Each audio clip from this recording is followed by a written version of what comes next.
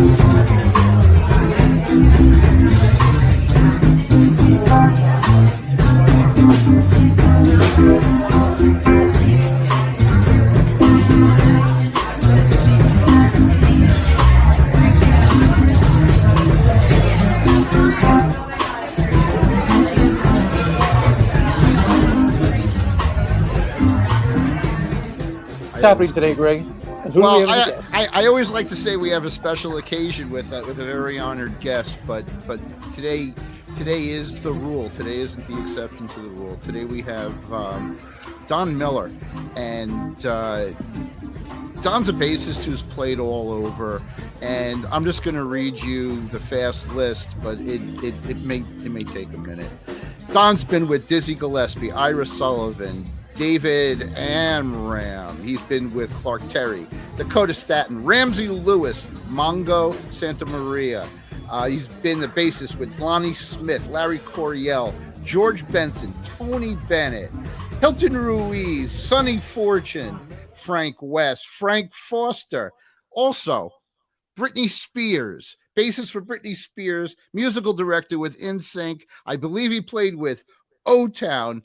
And Don is a been there, done that guy. And we met on Facebook, and he ended up doing a jazz trio about 5 miles from my home up here in upstate New York. And I was just immensely, just not impressed, but just fascinated with how he approaches bass and how he does everything. And Don's got some really interesting stories, and we're going to try and brush on them today. So I'm going to pass back to Anthony for the first. First and foremost, big round of applause for you for being here, and thank you for your killer resume. So let's discuss this. So did the bass choose you, or did you choose the bass? You know, I've thought about that for a long time, and I've come up with the conclusion that we were on a crash collision course, and we found each other. We had a collision, and it was a bonding from the beginning. I had that same relationship with music from very young. Um, I can't even remember before I can even remember Chubby Checker, who did the twist, used to have a TV show when that song was out. It was very popular.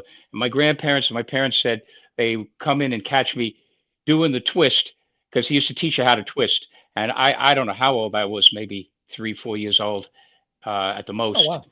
And his music was always, without sounding corny, it So was you were always in my crazy blood. young, and you got into Chubby Checker. Oh yeah, yeah. And then my grandfather Wow. was a frustrated vaudevillian, and that was his love. He always fantasized about being a vaudevillian up on that stage, and he used to go to the shows back in the day. And he played banjo and ukulele and sang all the old Tin Pan Alley songs and the standards, which I later learned in my musical life and jazz life and lounge lizard life. But he had two daughters, my mother and my aunt, and of course my grandmother, and none of them were really interested in what he had to do. He would try to do little recitals or concerts, house concerts for them, and it fell on deaf ears. Same thing with my cousins, and I was the one that they set me up in the baby seat from the time I was an infant, and I was fascinated with it, and it's been that kind of thing ever since. And um, I went through several instruments. whatever I could get my hands on. My Hohner harmonicas, eventually saxophone in elementary school and in the school band for a short time, and then the electric guitar hit, and that was it. And so probably about the time I was 8 or 9, between 8 and 9 years old, I got my first um, electric guitar. Was one of the old Silvertone Dan Electro models, and Wow. my guitar teacher also taught a couple of my best friends. Luckily, by the time I picked up the guitar, because I had fooled around with an acoustic guitar before that, and I'm left-handed actually, and they said, "Oh, we got to string up get your left-handed guitar. It take us about a week." And I played that when I was 7 for a little while. Luckily, the acoustic guitar with Mary Had a Little Lamb and just all that kind of stuff, my interest waned, and it wasn't until the electric it was rejuvenated. And I learned at first by playing my friends' guitars, which were right-handed, and I didn't even realize it at the time. Thank God I did, because it's so much easier to find a good instrument, to sell instruments, deal uh, trades, and everything else. And I think it's an advantage to have your strong hand on the neck. I actually feel like Mm, it's kind of backwards. It should have been string instruments should have been set up the other way around. And now John Patitucci's also converted left-hander, converted really? southpaw. No Oh yeah, way. and yeah, oh yeah, Whoa, did not know that. Oh, I know and another he, one. Greg Weiss. oh Wow. yeah, you're Converted. a Yeah, lefty. I'm lefty. Yeah. Well, But Patitucci I said the like same. that. I like that converted southpaw line. The converted Well, southpaw, like a boxer. that's Hmm. about. I'm an ex-boxer, so. Uh, but Patitucci said the same thing. He thinks it was kind of a blessing. It was an advantage.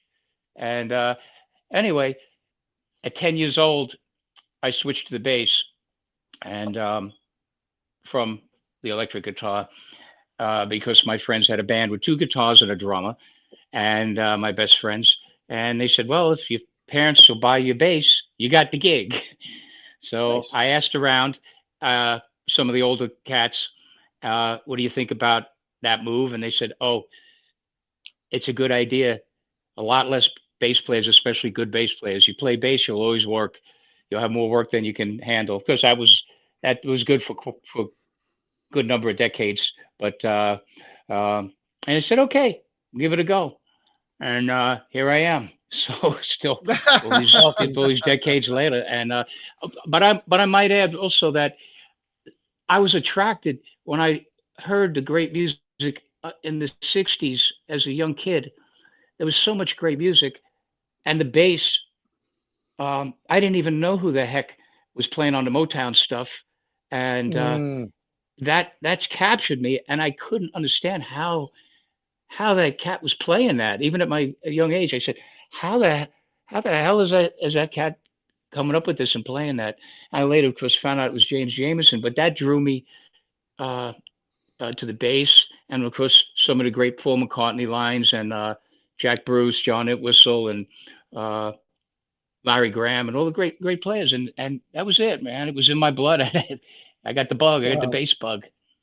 So When two did questions. Well, wait. Let me 2 seconds. I you want to got get it? backtrack to what you Hmm. said. Well, there's You a hit lot of your first questions for base. Don. Yes, and a lot of questions for Don. So you hit your base. You had your first base at 10, and but you mentioned like what were your parents playing in your house? Because you mentioned obviously hearing the Motown stuff. Were your parents playing Motown? And your first base at 10, what kind of a bass was that? Okay. Um, as far as the house, and also my father had a shop, an auto shop, and where I hung out because that was a cool place to hang out in the '60s and '70s, and um, so I kind of grew up at home and in the shop. My father always had the radio going. That was the first thing he set up in his shop, and the first thing he turned off, and the last thing he turned on, and the last thing he turned off in the shop. So it was always music going. At home, uh, this was kind of weird. Now, my dad had eclectic taste from Johnny Cash to Louis Armstrong and Nat King Cole, who he loved a lot, and to I got my hands on a Lightning Hopkins album that he had in his record pile, and I looked at it and I said, "Here's this cat with this kind of stogie hanging out of his mouth, sitting on a milk crate, with this old guitar, and I said, man, I've never seen anything like this. What the hell is that? I was growing up on Long Island at the time after we left Brooklyn, and I had to put it on, and I said, oh man, this is like from another planet. So I had all those different influences, and then also the stuff on the radio from it was so eclectic on just top 40, anything from uh, how much is that boogie in the window to Frank Sinatra to the Beatles, the whole British invasion, the stuff that came after that, uh, um, to Otis Redding and James Brown and Motown, and it all of that stuff was a big influence, as well as some jazz stuff that was also in the mix. Stuff you would hear like anything from Take Five to Ramsey Lewis, the In Crowd, and on up to the uh, the 2001 by Diodato in the real early Yeah. 70s. So it was always Yes. like it was such a mix, man, and we didn't divide music and put it in boxes and compartmentalize it and say, oh, that's jazz, oh, that's rock, oh, that's blues, that's soul. It was just all music, man, and That's awesome. it was a great thing because it was on an equal level playing field. That's awesome. Do- That's awesome to Don, hear. when did you think you're hearing all this stuff? When did the light go off? When did the key turn that you said to yourself, I got to know more about the formality of music and the need to know what music is more about than just feeling it?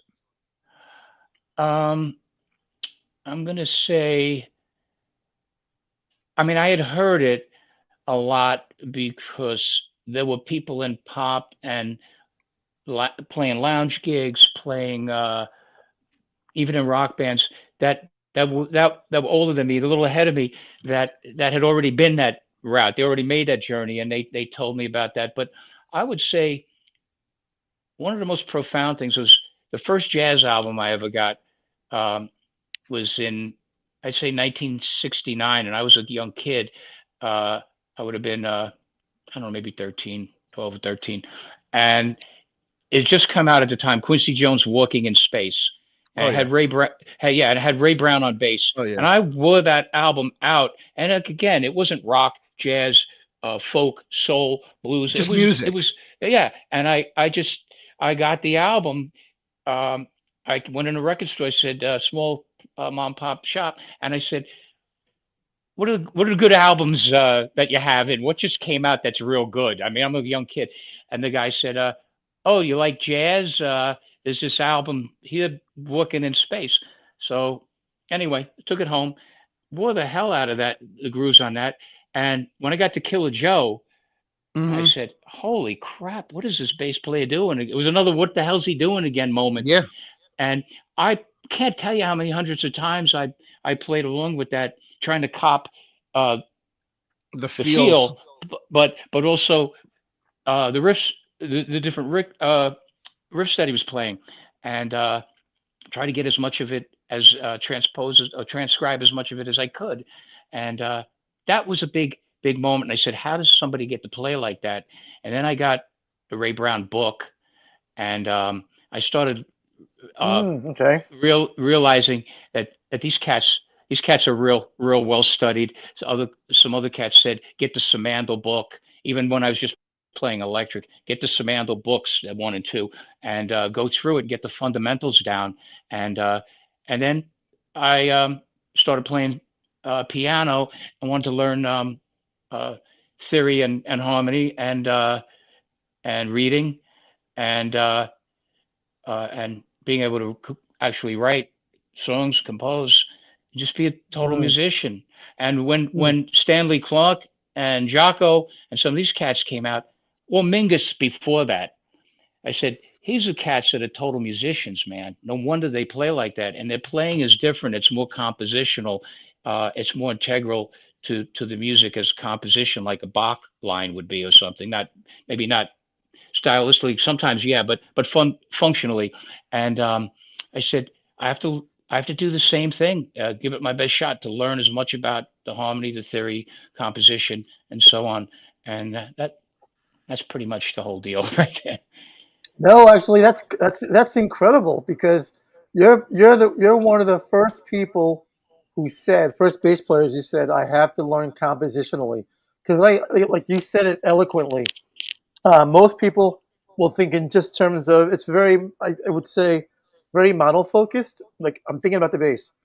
Right. You've done what a Stanley Clark, what a Marcus Miller, what a Jaco because people don't realize Jaco's a great drummer and a great piano Right. player. Yeah, Right. did not know Exactly. that. Yeah, so and that for me was part of my struggle as a bass player was to think in terms of other instruments and composition, not just writing that. So that Right. being said, because you mentioned piano, did you learn how to read? Did you start learning how to read? Was it formally or was it informally that you Yeah. decided to do When that?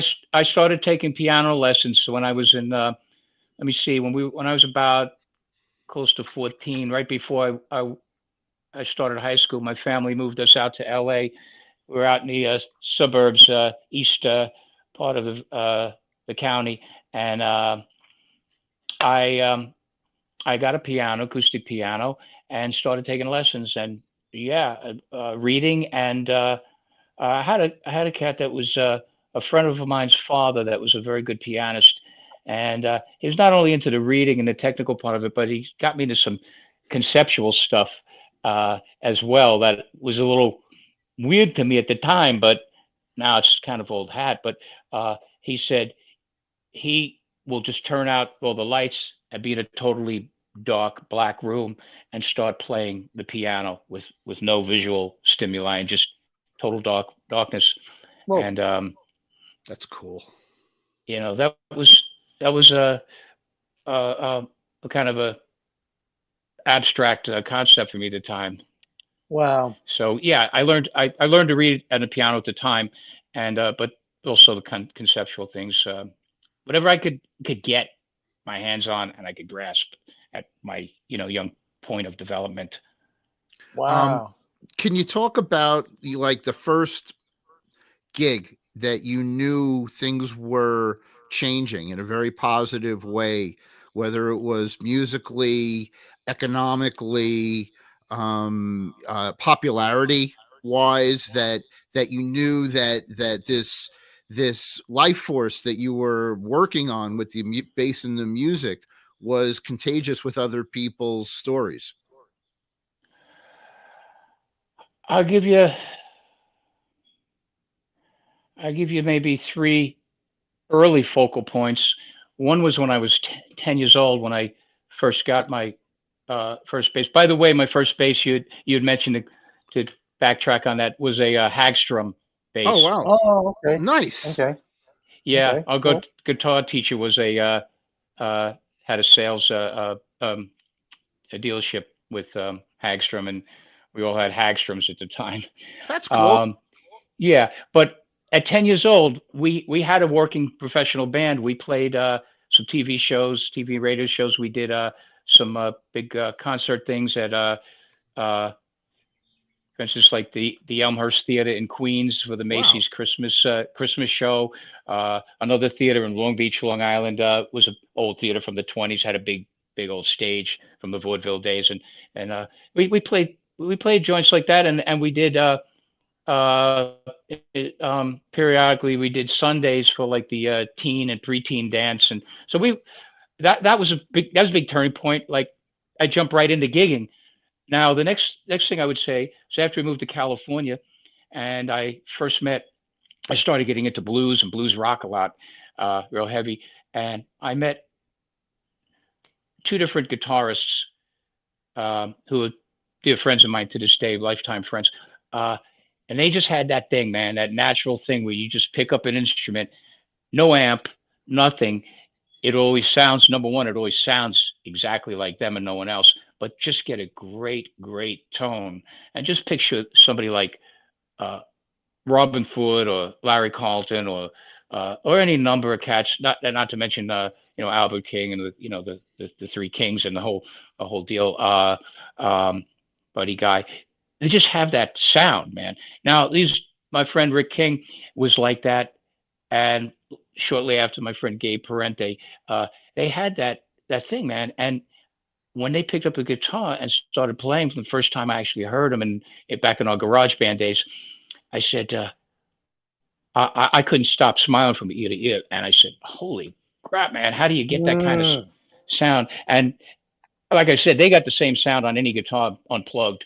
Um, that was another moment. And then let's see, when I was 18, as soon as I got out of high school, going on the road, touring throughout the states and Canada and Alaska and Hawaii with actually spent time residency there for quite a while at the Sheraton Waikiki 6 nights a week, and that was that was kind of another breakthrough in as far as professionally. Um, Mhm. and from that point on, I just wanted to keep evolving musically and studying as much as I could. And because I'd been bitten by the jazz bug, in from the time I got that um, Quincy album back in 69, 70, came out in 69. Um, so that was always um, incubating in me. And I Okay. started seeking out the best teachers I could in LA. And I'd say the next breakthrough was finding some great teachers Hmm. and being Oh, influenced. yeah. Uh, Can I I interrupt you for just 1 second? Did you get a lot of yes, parental support? Like when you moved from Long Island to LA, were your parents really supporting what you were doing as far as Music. music yeah, goes? yes, with a big lapse in the middle. When I was 10 years old and first started playing, they thought that was Cute. fantastic, fascinating. Yeah, it was wonderful. But It was when I cute. started when I started telling them, because I used to race cars.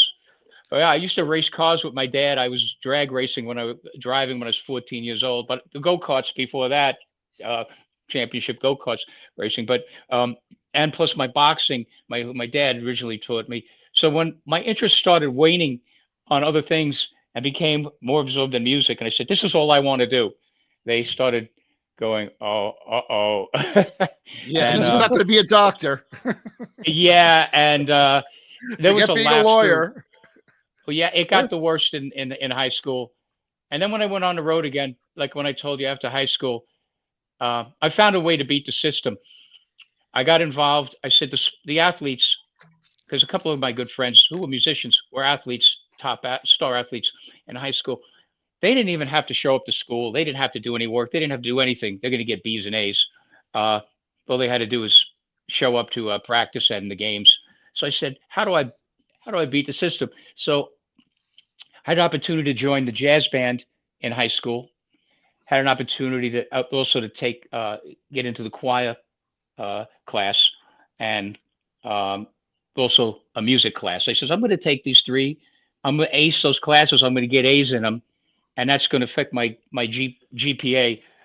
Just and I'm going to sail through high school like that, and that made things a lot easier. And when I started going on the road, and my parents said, "Oh, wow, he's making a living and out there playing," and they thought it was pretty cool. Plus, it was with a good friend of the family who's one of my mentors, was about 10 years older than me. Took me on the road with his band, a great B3 player and singer. Uh, and Okay. so, to answer your question, yeah, it came full circle, but there was some real rough days for about 4 years in high school. I'll tell you So one when you one say little quick story. rough days, yeah, what was it? Give me an example. Give us an example. Okay, I'll tell you when my parents thought my grades weren't good enough one semester, they took my bass away from me for the summer, the whole summer, Oh, and Wow. kind of kind of as they used to say in California, put me on restriction. With in other words, you're not leaving the house, and I had no bass. So Wow. I said, okay, this is this is my grandfather, something he used to say, an old saying back in the day. When the going gets tough, the tough get going. So I said, what am I going to do to beat this now? So I don't know, early teens. I said, I'm going to play. It's all mental. It's all mind over matter. So I don't need a bass. Um, I'm going to practice. I'm going to visualize the instrument, and I'm going to hear the notes, and I'm going to come up with concepts as if I was playing the bass, and I won't need the bass. I'm gonna. They're not wow. gonna. They're not gonna beat me like that.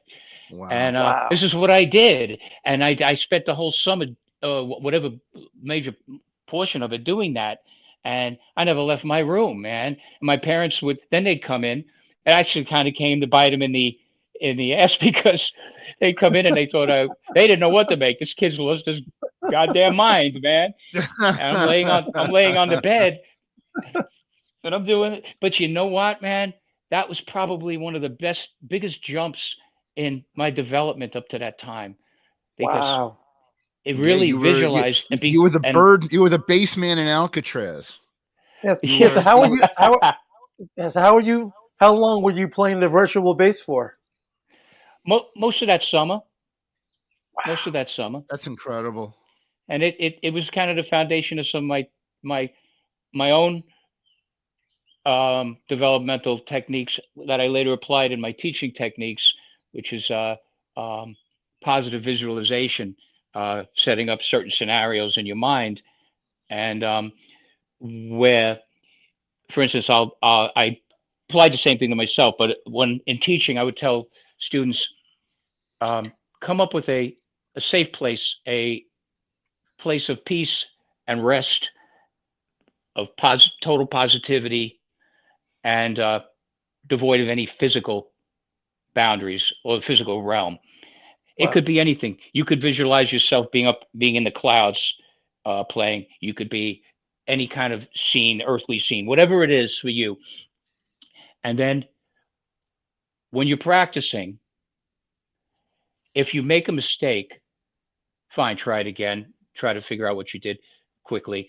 Try it again a couple of times. If you keep making the same mistake, stop because you're learning the mistakes and you're programming the muscle memory and the mental memory, Mm. subconscious. So stop, visualize yourself in that place, playing what you're attempting to play, only playing it perfectly, totally perfectly, any tempo, any any position, just one at a time. But and do that. But you have to believe that when you're in that space, there's no failure or no right or wrong. You just Wow. believe that you're going to do it, and you do it. And once you have that positive visualization, go back and play it on the instrument. Well, it worked for me, so I thought I'd pass it on, and in my teaching. And Mm. if people actually believe it, it works.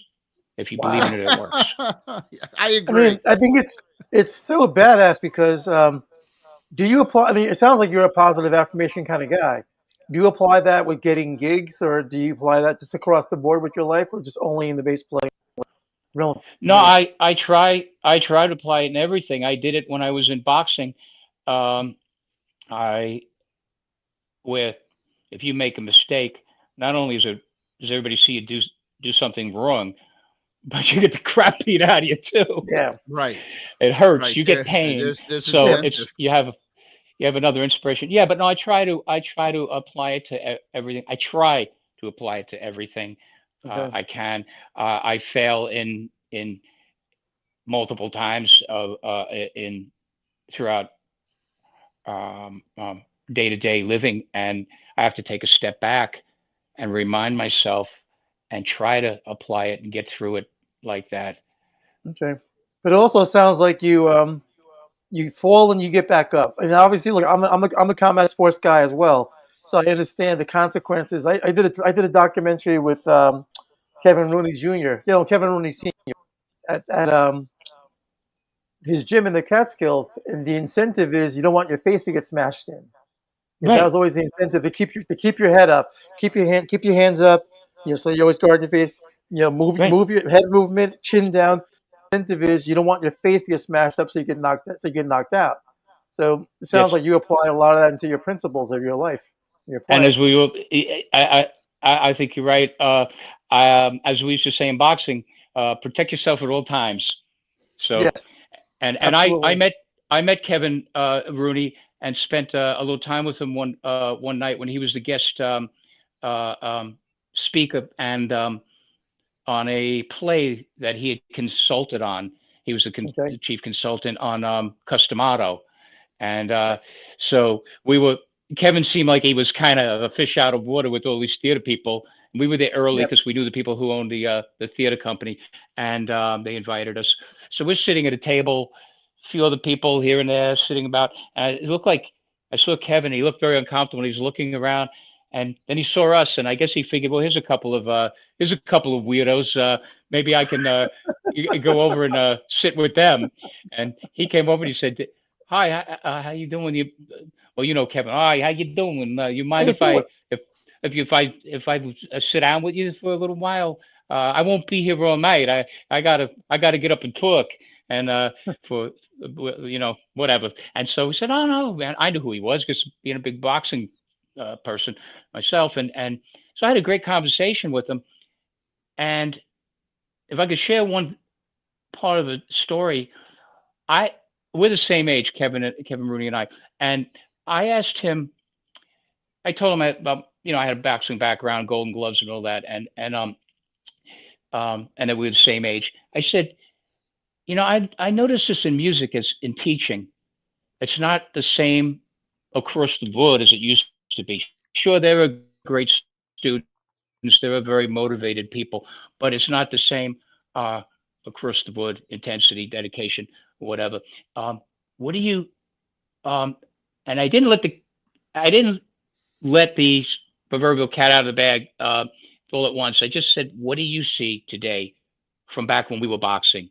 And he says, these guys today, he says, you can't tell them nothing. They know everything, and all they want to do is make a lot of money, be the champ, and they don't want to work for it. And you can't get through to a lot of these guys.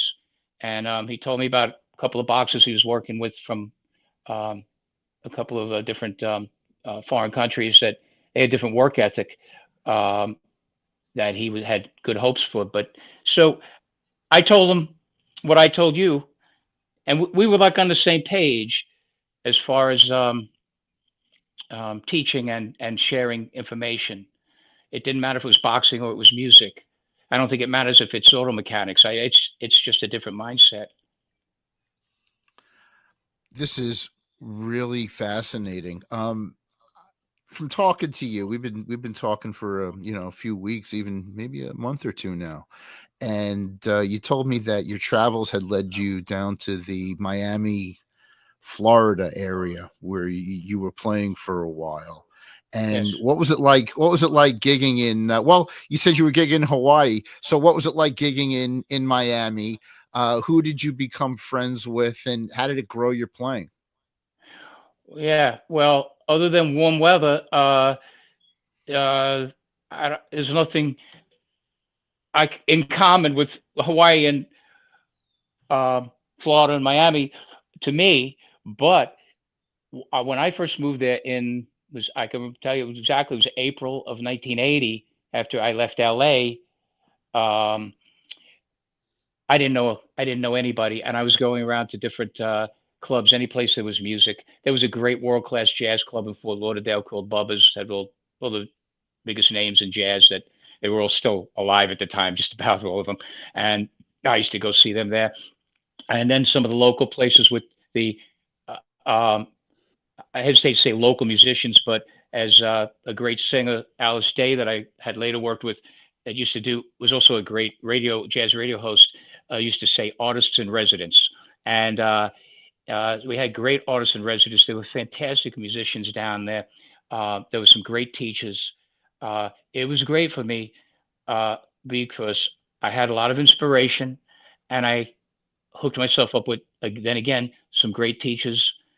Um, and I said, you know, if you can if you can work a 40-hour a week job doing something you hate, not personally me, but the majority of people do not like their their gig, man.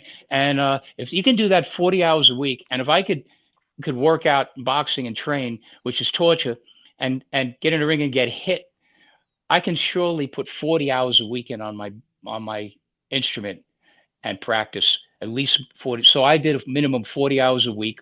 Got a great teacher. December 31st of 1980, Vincent Breedice, was with him for about 5 years. And I embarked on my minimum of 40 hour a week practicing, no matter how many gigs I had. So Some days it was less than 8 hours. Other days it was 10, 12, 13, 14 hours. I'd practice on my breaks. I'd practice when I fall asleep with my bass, wake up with my bass on me or slip sort of beside me. I'd start practicing again. It's, oh, I can get another. I only got like 7.5 hours. I can get another half hour and make it 8 hours, Do you hear that, whatever it Anthony? was. Do you hear this dedication? I know. That's Well, nuts. Well, also funny, I and want to top on top of that because you had the. It's not just the dedication; it's the commitment. Because you had your father with the auto shop, you heard music there.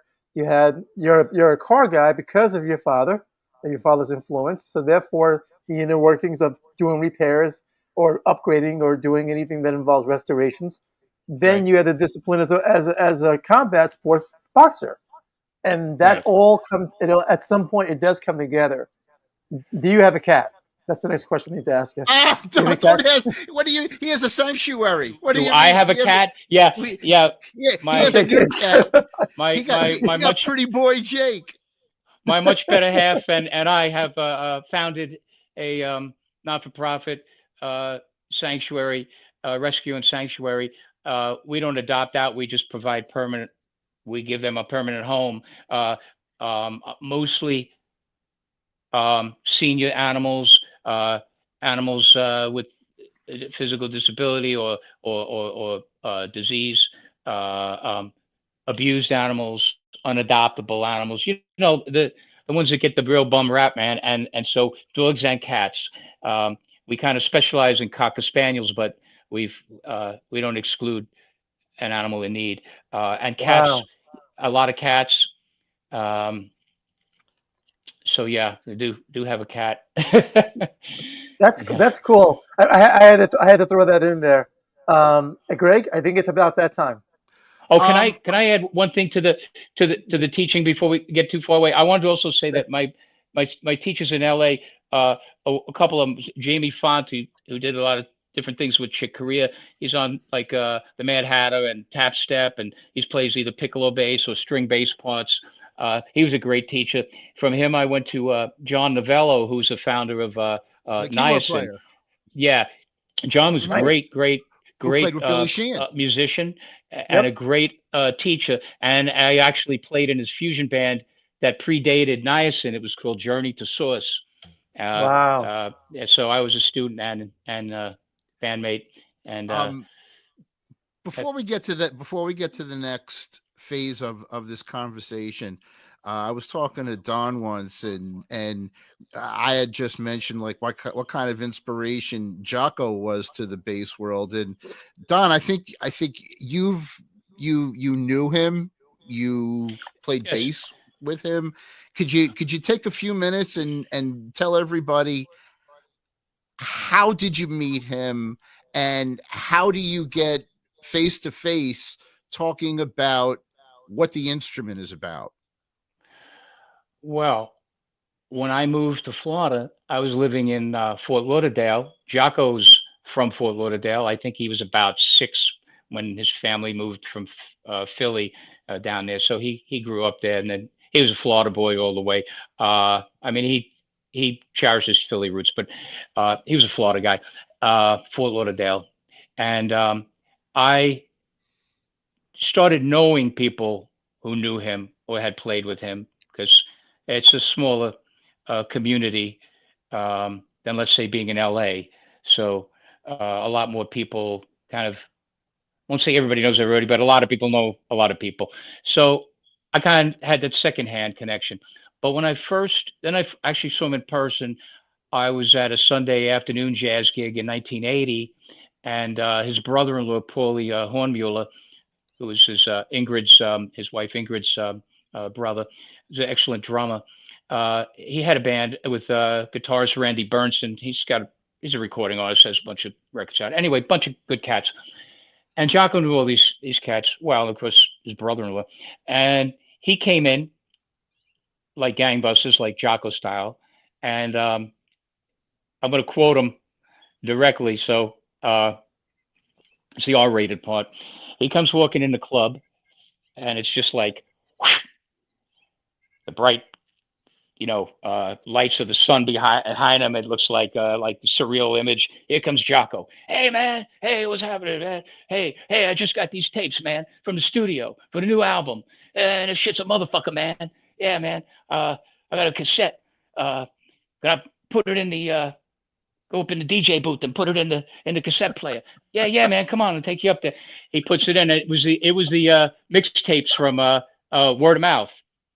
So I got to hear that stuff when he did the mixes at the house system through the cassette player, and blew me away. And of course, and I didn't meet him until later.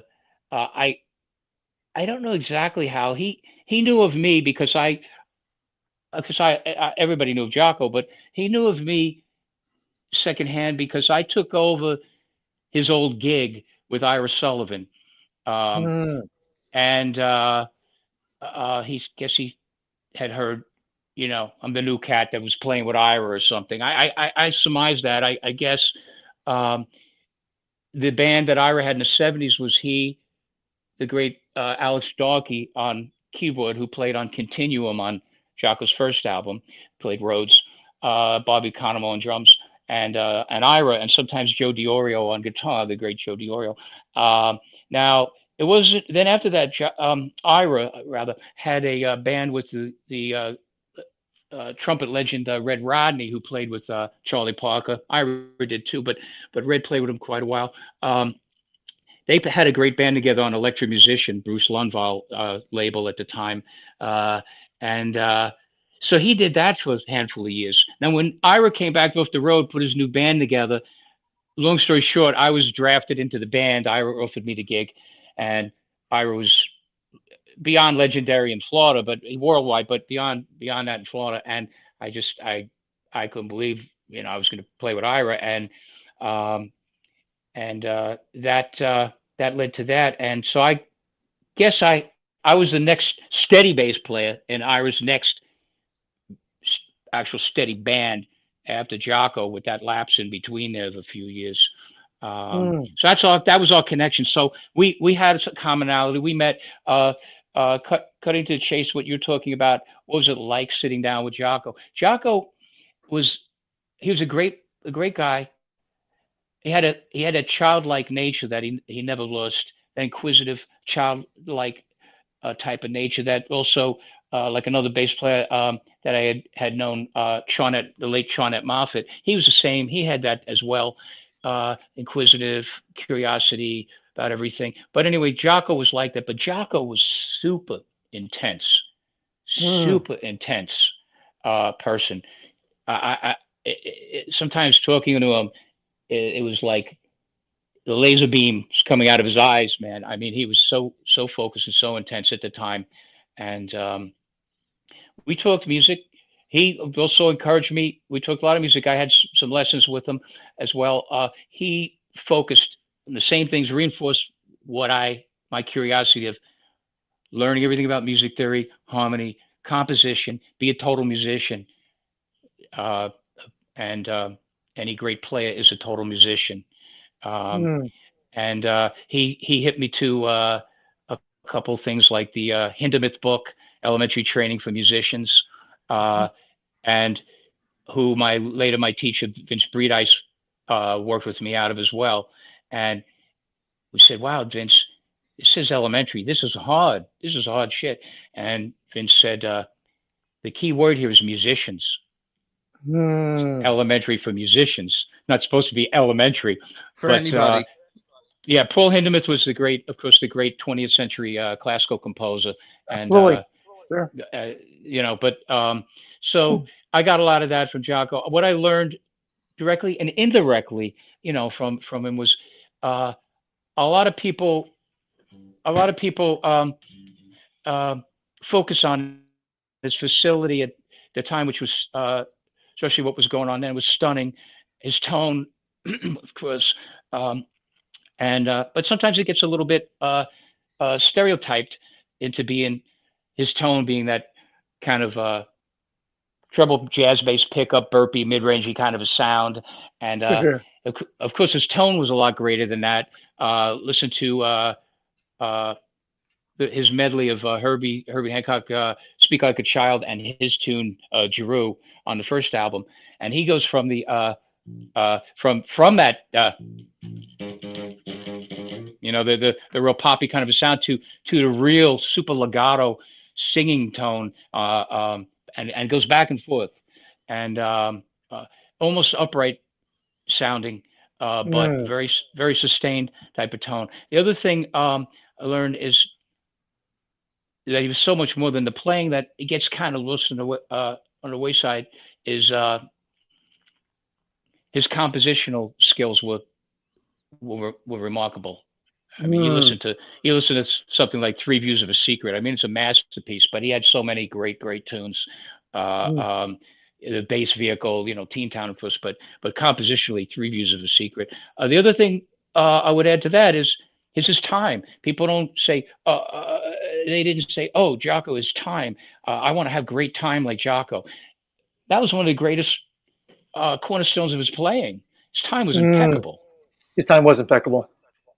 Yeah. So Uh, anyway, it, it that's it's what I call overstating the obvious. Is that people look right past the fundamental of having that kind of talent, and they're looking for they're looking for the sparks on the amount of flips on the way down, as opposed Yes, to I the also think engineering that. and skill to get up there. And sorry to jump in. I also think that him being a great drummer really contributed to him being a great player, oh especially on the yeah. percussive side of it. Absolutely. Yeah, well, you look at somebody like Chick Corea, and Chick was also uh, uh, great composer, great facility, great play, great everything, Yep. But his rhythmic sense and his time and rhythmic sense was kind of Yeah. like another planet. And Chick also was a drummer. Chick played really drums really well. He played upright bass good, So he had that kind of harkens to what you're talking about. All right, Anthony, I'm ready. We are at the next part of our segment, Don, and what we see behind you is a collection of instruments that today I don't care how long it goes. Usually we ask somebody to pull out their three favorite instruments, what they gig with, what they leave behind, and what Hmm. gets put in a museum in a shrine in their home. But it looks like behind you everything gets played. And if you want to go left to right, your favorite to your least looked at, we would love to hear and see what's going on behind you. I know you have a Yes. carved six string in front of you. Let's talk about that first. Okay, just want to do a little timeout. What Sure. time? Do you know what time it is? It Yeah, is now. it's It five is after two. now two Okay, oh five. okay, okay, great. I got close to another hour, so however long Okay. you guys want to go. Okay. Yeah, as Okay. long as it's got We're to gonna go. play. We're gonna go Yeah, another 15 minutes. Is about. Yeah, Yep. another that's how many? about Okay. it. 15 About minutes. 15 minutes. Oh, okay. All right. But I'm we're back. definitely interested in what's going on behind you. Yes. Okay, well, this is my six string carbon fretless. Um, it's a lined fretless. I didn't order it like that. It's an older vintage Carvin. I got it saw it on I don't know, Reverb, or I think it's eBay or Reverb, uh, several years back, and that's the way it was when I got it. I don't need the lines because I play upright, and but they're there, so I just ignore them for the most part. But anyway, it is fretless. It's got a beautiful figured maple top, and satin finish on the neck. Um, it's got these great, humongous um, kind of Music Man style humbuckers, six Yep. string version, of course, and so it's got two of them. It also has a piezo pickup in the bridge, which Ooh. is great. It's got a three-band EQ with a quasi parametric variable mid-range, Okay. sweepable mid-range, and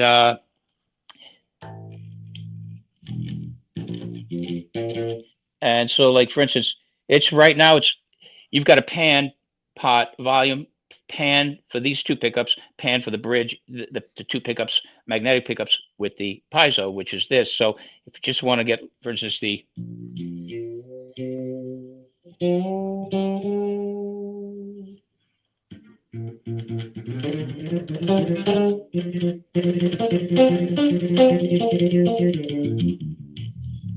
and then if you want to sweep back to the, this is just the piezo.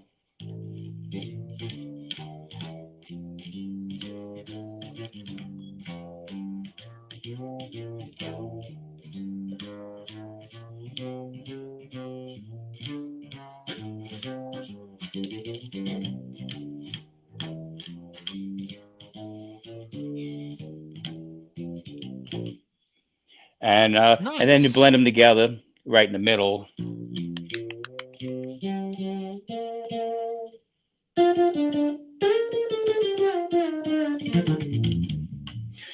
And that's it. That's basically it.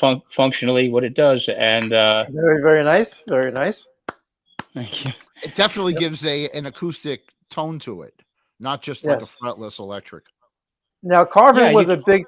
I'm sorry. Go ahead. Go ahead. You get a lot more of the string sound and the finger sound, like Yeah. you would on acoustic instrument, Mhm. just like on a guitar when you have a piezo pickup in the bridge, even on a solid body steel string, you can still get more of that acoustic sound. And so that's a nice element, especially for fretless. Gorgeous. Now, And whatever happened to Carvin as a business? Were they swallowed up at some point well, by they were another around for a long manufacturer? time.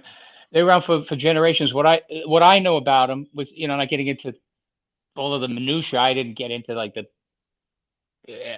deep minutia on it. But as much as I know is that um, the original founder of Carvin, um, the grandfather now, and then he founded the company, operated it, uh, and then the son took over, and then now his son took over, the grandson of the Okay. founder, and he pulled the plug on Carvin and just rebranded it Keisel, and Really? and is going for maybe more of like a high end kind of a instrument. But I really wish, and a lot of the following of Carvin instruments wish that they would have at least kept the Carvin brand going too, It was because Mm. very popular. People were It just was. this is buying the greatest. from a catalog and just Yep. I paid. I got to kill a deal on this, but I paid $600 for this bass, man. And oh my this Whoa. is this oh is my dollar for dollar, god. for pound, the greatest, one of the greatest deals you could get. It's such a phenomenal instrument, and I'll show you another one. Um, where is it? Where the hell is it? I don't know. I heard Where you got where is it? Olympics, Tobias, Where is it Music in that Man. beautiful forest of Where instruments? where is the missing Carvin? Okay, well let me just tell you, I got another one that my better half gave me, was her bass. She was a bassist, well, classical pianist turned bassist, and that's how we met. But that's another story for another day. But at any rate, this was her old Carvin 5 string. That's how I got the Carvin bug. She loved it. It was her favorite bass. Um, Wow. it's similar to this, but it's all black. It's neck through too. All black body, neck, the whole deal. And similar kind of preamp electronics, but it's got the jazz bass Carvin version of two jazz bass pickups. It's a 5 string fretless. Sounds freaking phenomenal too. Different Wow. because it's got the jazz bass pickups, not like quite like a jazz bass, but similar characteristics because it Carvin's own design pickups and it's active as well. But that is such a great bass, and I won't go dig it out and waste your time right now. But suffice it to say that it's it's very similar to this, but just solid black with a Awesome. J bass Awesome. configuration. Then that's how I got the bug for this. I said, well, here's a 6 string. Now this bass, and I do have the truss rod covers to all of these basses. A few of them are not on because with this time of year, going from winter to spring to summer, the necks tend to want to do a number. They Yeah. Sure. usually on the electrics, on the solid bodies, they go back. They straighten out. They go back and Ooh. ends up fretting out, and I have Is to that tweak it Tobias? a few times. This is a 6 string Tobias, 1988. I had met Michael at believe it or not, at a Stanley Clarke concert back in around '83 or '84 in L.A. And he was introduced. We were introduced by Jimmy Earle, a bass player, and a great bassist himself. And I met Michael, and I mean, I was a nobody to him. He didn't know me from Adam, and he invited me out to his shop the next day. He says, "Come on out to Wow. my shop if you want. I'll show you around, show you everything." And I went over to his shop. Let me just get this thing someplace. And boy, he took me around and he showed me not just all the basses he had and let me play. I think it was one he was building for Jimmy Haslip, another one he built for Tim Bogert.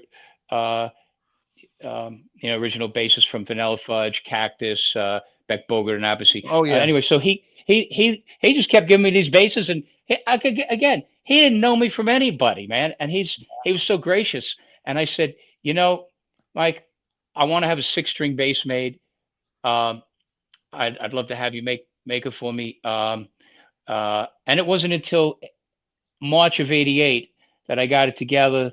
I got the extra funds together for it, and I called Mike up. I was living in Florida at the time. Then I called Mike in LA, and I got the project going. And I picked out all the woods, the Goncola top and back, flame maple Wow. on the sides. Uh, uh, So you chose all the woods. You were the one who yeah, picked out the woods. yes, and double veneers, ebony, maple, then Goncola, Wengi neck with purple heart, and the little maple veneers, all that. And so Michael said, "Man, I can make it for you, but man, that thing's going to break glass. It's going to be so bright." And it really wasn't. It really wasn't, man. It's really not. It's really not. I don't think I don't think it fulfilled his fears. It's an incredible Just instrument. fierce. I got it December of '88, later that year, which was took a while, but I wasn't in a hurry. I just wanted to do a great job, and which he did. And it's got the classic uh, Tobias pickups made for him exclusively by Bartolini with the old TC was it TCT preamp. They Oh don't make wow. them anymore, Bartolini. They replaced it with another one. It doesn't sound. It doesn't have that same sound. That's why the MTDs. One of the reasons they have a little different sound, different Mm. electronics. Uh, but anyway, that's a story. And I later hooked up with Michael because he had moved to Woodstock years ago, left California, and right now he lives like down the road a little bit from where I live. Is he still And building? pardon me? Is he still building? Yeah, as far as I know, I'm sure he Oh is. wow. Yeah, Anthony, we and got to go to Woodstock.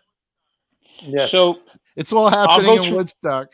It's all happening, man. I don't know what it is, but it's happening. Well, it's Oh, the here's it's the artist colony. I've got a friend who was admitted and recognized, Tell us about in the tell us about artist your music colony up band. there. that's what they say. The artist community. Yes. That's what they keep telling me. Well, it Um, is. it is. It is. Um, Yep. this being a Music Man guy, Greg, you're gonna dig this one. Uh, about Is that a saber? I'm gonna say probably about 8 years ago. Eight. Probably I've been in this house for about over 8 years. So I'm gonna say more like 9 to 10 years. In our old house, old stone house, had sump pump in the basement, stopped working. Called up the local plumbing and electric company. They sent a guy out to change the sump pump. Guy comes in, sees some of my gear in the basement, says, "Oh man, some of the stuff I was storing, like some of the big ass PA stuff, uh, I wouldn't dare bring in the house, uh, into the house upstairs." So he says, "Oh, you a musician?" And I said, "Yeah, I play." Uh, he says, "Oh, what do you play?" I said, "Play bass." He goes, "Oh, me too." He says, "You wouldn't happen to know anyone that wants an old Music Man bass, would you? I'm selling mine. I got another bass. I don't play it anymore." I said, "Tell me a bit about it." "Probably not me. I got so many basses." This is actually just a fraction of my basses, but Mm. these are some of the ones I play more than some of the others actively. Uh, so he told me about it. He said, "Well, I bought it first year they came out. I'm the original owner. I've had it since it came out. This is a first year bass. So what is that? 77. Uh, Mm. Yeah. anyway, it's got the early serial number that starts. They call it the Boo number, BOO, and so on. So I said, "Well, how much you asking?" He says, "I don't know. Well, I'd like to get 606 out of it." I said, "100?" He said, "Yeah." I said, I may be interested in that. Take him over and take a look. And of Especially course, if I was it's an interested. official, especially since it's a real music man. Say yes, Oh yeah, that's I was great, man. interested as hell. I was Yeah. real interested Right. because He's just playing it. I had one exactly like this back in around 80, let's say about 85, that I got for $500. It was also a Leo Fender pre Ernie Ball one, same white, uh, which is now is yellowed, and got the checking in the finish. Maple neck white, same thing, except that was in like mint pristine condition.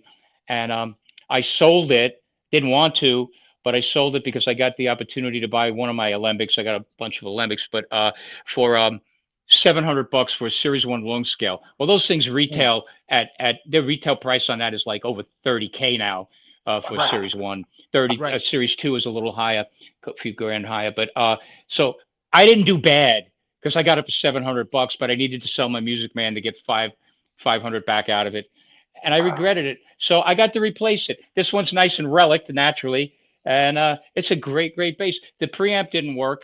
One of my luthiers, Martin Keith, here in Woodstock, great luthier.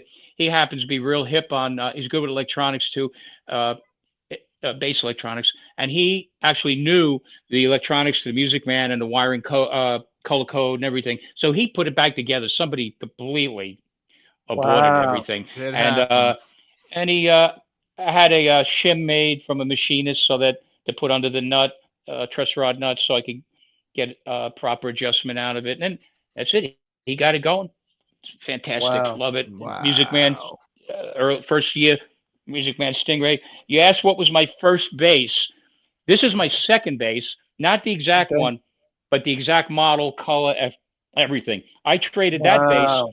My grandfather at 14 years old bought me my second, what I say, my first real bass, That's 1964 Epiphone Newport, wow. um, Yeah. Gorgeous. with the Batwing headstock, real cool. But Yep. I traded that away shortly after. I haven't traded or got rid of many things, but I did with that.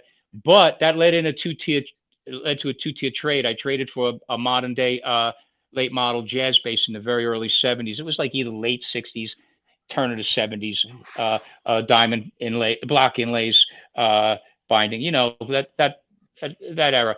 Um, and I traded that with, I think, might have been my old Ampeg B12 that had a blown speaker. And now, then, cut to, I'm in high school at the time. A kid that played in the jazz band before me said he just got a an old jazz bass and Fender Bassman that was sitting up in somebody's attic. They were the original owner. And long story short, I said to him, his name was Jim. I said, "Hey, Jim, you know, I've got this really nice new shiny jazz bass, man. It's beautiful, but I'm afraid to play it because it's so perfect. I want an old bass that I don't have to worry about getting fingerprints and scratches on. And you think you want to trade?" And of course, I was giving him a little shtick because I I knew at the time that the pre CBS, even at the time in the early 70s, That's was the the way to shit. go. So Yeah. he, Wow. he says he says let's trade for a week if you want, and then we'll see what we think. And again, cut to the chase on that. He said it was a go. We made the deal. So I lost my Epiphone, but I got a 1962 Fender Jazz bass that's been with me over 50 years, and this is it right here. Whoa. And I've got the original uh, bridge and pickup covers that are in great condition. I'm going to put them back on, just take them off if I need to for playing. And that's it. So now, about, Wow. I don't know, half a dozen years ago, my brother was living in Kansas City. He's now down near New York City, but he uh, he found this for me on Craigslist in Kansas City, and he got it for Mm. me. So I got to replace my original. May get a little pop here, Sure. but I got to replace my original 1964 Newport Epiphone. It's got what I believe to be the original flat wound strings on it. Oh my Never going to God. change them unless they break, God Really? forbid. Whoa. And that's it. And it's Yeah, you hear it.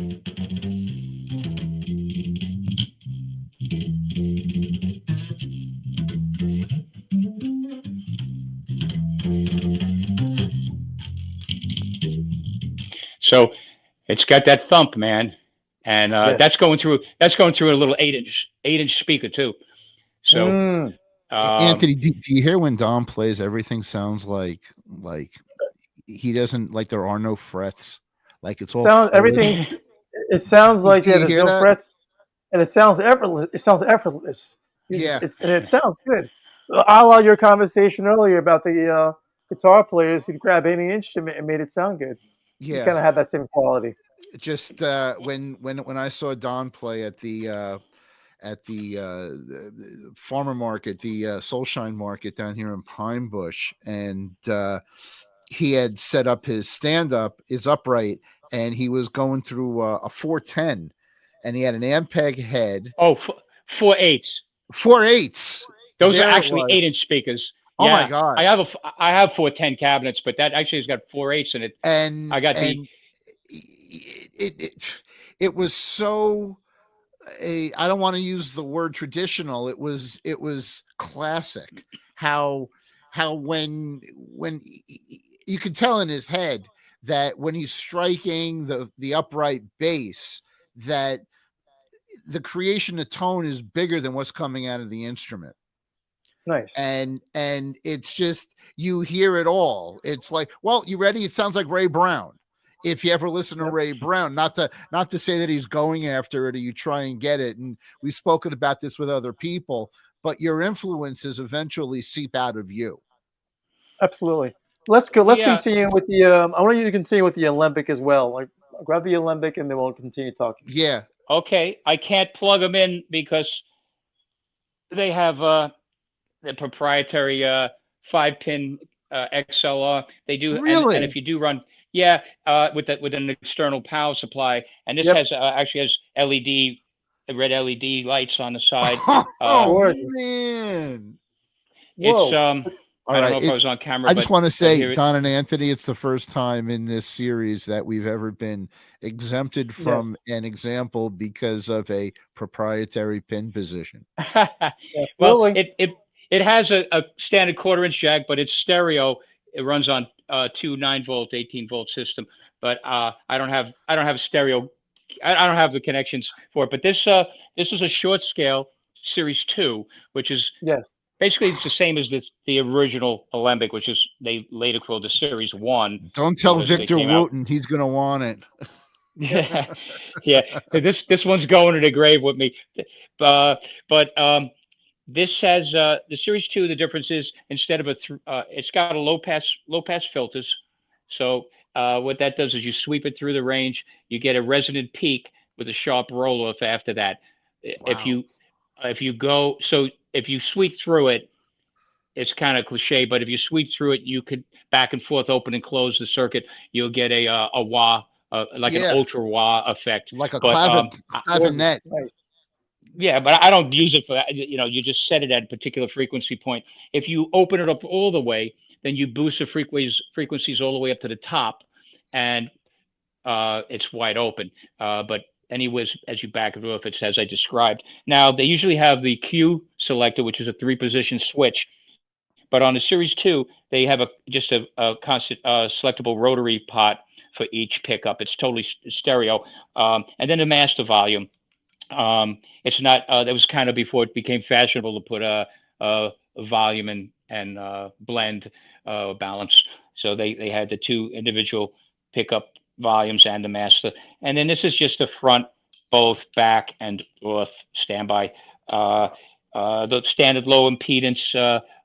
Big single coil Alembic pickups with the dummy coil wired in a humbucking, but that's not active. That coil, It's a dummy coil just so it doesn't alter the single coil full range tone. That's the basis of the whole alembic circuitry, and that's it. You know, I won't give you the whole story on how this came about, but I had this one custom built back in '79. They completed it in '80 for me. I had one before that with the early modulus graphite neck that didn't work out, that they made me, and because the neck relief was too great, they didn't make modulus didn't make them with truss rods because they're theoretically supposed to be perfect, which Yeah, you know graphite. Yeah. in a perfect world. But so I couldn't get the action low enough because it was like when your neck is Off slightly the chart. bowed and there's no truss rod to pull. But so they made me this, and they went really, really overboard on it for me. So You that's performed it. with that? You toured with that? You played out with that? It was my main bass for years, and when I got a couple of my long scale alembics, this is 30.5, I think. Oh, that's 30 short.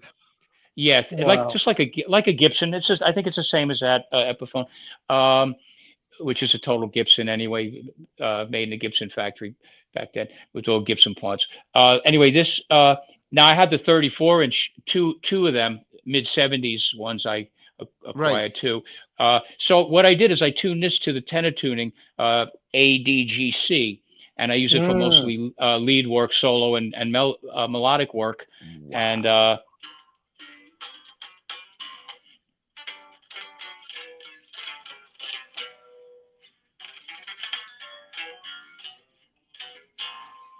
and it's it plays itself. It's like butter. I And see that.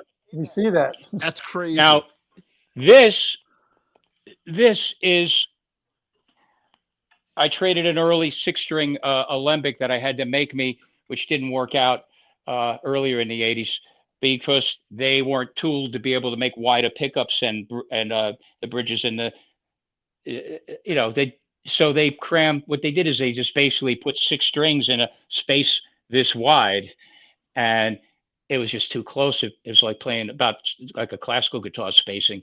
So Wow. I found someone. I mean, didn't find him, but I knew someone who was a student of mine at the time that I guess he was like wanted to compete with me for basses. So he was having all these exotic basses made, and he Well, had this one made custom. You know, it's not a competition, it's not a race. You know, just get what works for me. But that was his idea, I guess. So, and he had this five-string piccolo bass made. That wasn't piccolo at the time. It was EAD EADGC five-string with the high C. And I said to him, "I'm getting rid of the six-string alembic. Why? It's too hard to play." Oh, I could play it. You know, kind of a little bit full of what do you himself mean a you little bit. can't play And it? I can't play it, but he can. I said, okay, great. He says, I'll trade you that a five string I got, alembic. I said, man, you don't want to do that. He said, no, I can play that, man. I said, I'm telling you, it's a little difficult. I can play it. I'll trade you. He said, okay, man, suit yourself. So I traded because I had my eyes on make it converted to piccolo, which all I do is I use. This is 30.5 as well. I just use guitar strings because they're long enough Mm. Wow. to fit on here. This way I can custom gauge them to the thousandth of an inch because you can get guitar strings every thousandth of an inch. So I just get it custom. I Wow. custom gauge it, and they're accessible all the time anywhere on the planet. You can get guitar strings. So and they sound great. It's just strings of string. I mean GHS or Diodario or Ernie Ball, whatever. It's the same. It's the same as the bass string. It's just thinner. Yeah. And so Wow. I've done a lot of work with this. Sometimes I'll record original compositions. I'll use the one I have tuned to the tenor bass for the melody and the solos, and I'll do harmony parts on like 3-part harmony. I'll do the stack the harmonies on the piccolo bass, and that's it. And Don, it's That's pretty I see crazy, that bro. I see that you're ahead of the curve though on extended range instruments, where 96 out of 100 players, well, it's probably less now, but are traditional 4-string electric bassists. And I don't see you in that realm. I'm looking at the dates of your instruments, the custom made 5, 6 strings that are going low and high above the traditional electric bass range. What pushed you towards that? I guess the same thing that kind of pushed me towards the same inspiration that pushed me towards trying to learn as much as I could about music and composition, just more further expression, musical expression, and emotional I mean, most people expression just go and along emotion. and they're bottoming out at E. But you And know what? what? Go ahead, Don. Oh, I'm sorry. Uh, the irony is, in as the years have gone on, the last several handful of years, I've gotten so much more in tune with my 4 string basses, and I mean, I'm always playing 4 string on the upright, so Right, right, right, right, right. I'm always have that EADG thing going, and whether Mhm.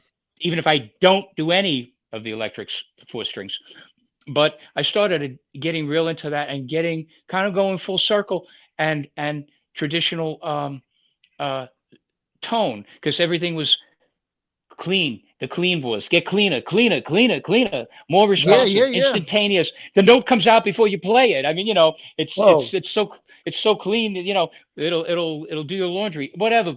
And Do it's you, and do you, I but do you find that as a compatibility concern as opposed to being, a reverent individualist? That the more you drifted, the more soloing you were doing, as opposed to being a social player. well, if I'm following you correctly, you're equating that with the different multi-string Hmm. instruments and different tunings and stuff. Yeah, Uh, because of what's in your that's head. you know when I was making my um, transgression through all these instruments and different tunings and everything, 5 and 6 string piccolo, tenor bass tuning, six string, the whole deal. I have a background with fretless from the earliest days, but uh, that's another story. It's still a 4 string instrument. Um, yeah, when I first was getting into the multi strings and the multiple tunings and all of that, yeah, it was like you just opened a kind of you opened a whole window of a whole world of all these other possibilities and opportunities to create. But you know what? After I spend all that time doing that, and I go back to a 4 string, and I feel the same kind of creative Hmm. um, inspiration in the same. I don't feel like now. I don't feel like I'm missing anything. I I can. I'll understand. just Mm, do it on the 4 string, and not to the exclusion of all the other instruments, but it's just like it's just a whole musical circle connected. So now it's just a preference of a sound or a tone or what's appropriate. Um, okay. I Awesome. think for All right. I think that I'm answers gonna the interrupt you question. guys. No, no. Let me interrupt this. Um, thank you. First and foremost, big round of applause for coming into play. We're now coming into the end of the show. So, um, Final my question. one, yeah, my final question to you is this: um, what as we discussed in an interview, the whole idea of being a well-rounded musician. What advice would you give to up and coming bass players, musicians in general? Just advice about the business. Like, what would you say to them if they want to get into the business? oh, from a business standpoint, it's so different. It's the polar opposite of when we all started as far as the business goes. Uh, I'm always trying to um, in some ways play catch up, and in other ways uh, have a kind of a futurist outlook what's coming next, so I could be prepared. I would say um, now more than ever, learn everything you can about music and learn about composing your own music, but Mm, also you have to have the technical a grasp of the technical as well. So you have to know uh, as far as your own digital recording studio, or what that be? It could be a laptop, but depending how far you need to go, if you need an acoustic facility and whatever, but have that together, create your own music, and now you gotta be up on marketing it. As far as it's a whole different world. It may not even be in physical product. Well, depending the kind of music you're in, if you're in gospel, if you're in blues, you're in jazz, or maybe some roots kind of music. Yeah, so a lot of these people still want a physical product, but you have to know how to market your music properly. But first, you have to ask yourself, what do you want to do as a musician? Do you want to do it for your own enjoyment? And you just want to get together with your buddies and have a couple of beers and sit around the campfire and play some songs. And I'm not demeaning that in any way. If that's what you want, and that really makes you feel great, that's just as valid as anything. But know where you're going. If that's what you want to do, know what you have to do. Get a good repertoire, learn a bunch of music, and still learn the technique and as well as you can, so it's easy for you to play. The easier it is to play, the more you can express yourself, the more fun you'll have. Now, if you want to go into it professionally, you got to make a commitment. You got to be serious as a heart attack. You got to. It's you know it's always been a rough business, but it can be a great business. Not the business, but it could be a great field, the music. Um, but you have to dedicate yourself, and you have to pay the dues of doing the hard work and the heavy lifting. So just decide what you want to do. Do you want to do it for your own enjoyment? You want to be professional? It's two different mindsets, two different work ethics. Hmm. It's hobbyist versus being a pro. Don Miller, Yeah, technical bass player. Don Miller. Thank Thank you you for very being. much. Don Miller makes the case for gold. thank Absolutely. you guys.